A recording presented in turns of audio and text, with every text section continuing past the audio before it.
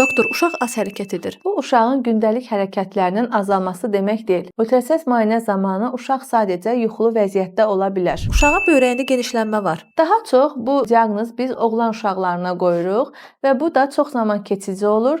Doğuşa qədər və ya doğuşdan sonra o genişlənmə demək olar ki, normallaşır. Amma ana tərəfindən bu tapıntı tez-tez böyrək xəstəliyi kimi yanlış anlaşılır. Halbuki əksər hallarda ciddi bir problem yaratmır. Yan mədəciklərdə də genişlənmə var.